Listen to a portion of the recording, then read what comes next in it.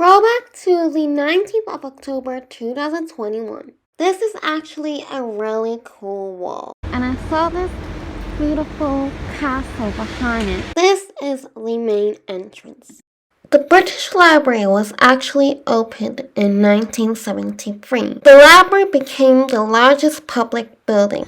And there's actually like a Paul McCartney Gallery here. Actually, I wrote my first song when I was like 15 or 16. So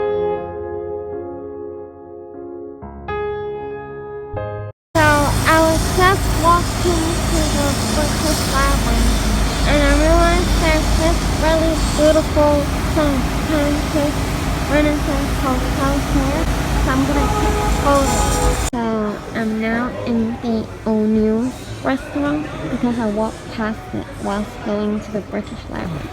And I ordered a pie, mash, and beans. And I literally waited for half an hour. So I was like, okay, I'm gonna do some work while I'm waiting. So I'm now outside the British Library. This is actually a really cool door. I think I'm gonna take a photo here. So I'm now at the Knowledge Center and I saw this beautiful castle behind it. And I searched on Google Maps to see what's behind the British Library. Apparently it's called the Standard London, but it's so beautiful. I took a photo of it here, and now I'm gonna go in to find my book. Cause I think it might rain in a minute, but it didn't rain in the end. Oh, actually, this is the main entrance of the British Library. Apparently, this design and construction took 37 years to complete. The British Library was actually opened in 1973. One of the challenges was to find premises to bring together these disparate collections and institutions. An old rail goods yard in St. Pancras became the British Library's home. It opens its doors to the public in November 1997 and received an official inauguration by H.M. Queen Elizabeth II in June. The library became the largest public building constructed in Britain in the last 100 years. Although its modernist design by architect Sir Colin St. John Wilson originally divided critics, the building achieved Grade 1 listing status in 2015. Today it lies at the center of an area of huge regeneration, home to the Knowledge Center and Google. In 1973, there was a British Library Act, which formed this British Library. Parliament's vision was for a single institution at the heart of the UK's information network, would aid scientific and technological research, business, arts, and humanities. Several organizations were brought together to create the National Library. The British Museum Library was actually founded in 1753. It contained one of the world's largest collections of books, manuscripts, periodicals, both contemporary and antique. It was created as one general repository to hold the collections of Sir Hans Sloane, Sir Robert Cotton, and Robert and Edward Harley. When it inherited the library of George Free in 1823, its printed books doubled in number, prompting a move to the site of the current British Museum. Opening in 1857, the library's round reading room with its magnificent domed roof became an iconic destination in the library landscape of London.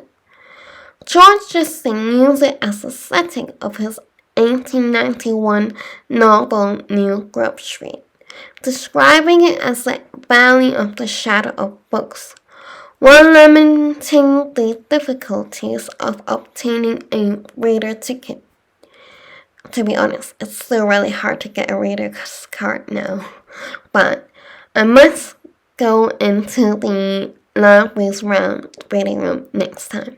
I think I've only been into the humanities room and the newspaper room. So, yeah. Its roof was also used in the climax of Alfred Hitchcock's film Blackmail. The room welcomed many famous visitors including Charles Darwin, Charles Dickens, Karl Marx, George Bernard Shaw, and Virginia Woolf. Lenin too applied for a reader ticket, adopting the Jacob Richard to cover his tracks from the Russian authorities. During World War II, some of their most precious treasures were moved to a secure cave in Aberystwyth with round-the-clock guards. Meanwhile, the newspaper library in Colindale, North London, suffered substantial damage from bombing, and some of the collection had to be transferred to quarries in Wiltshire while repairs were made. Actually came to the British Library again today. Today is the 5th of January 2020 because there was a drop-in session here today, and there's actually like a Paul McCartney Gallery here.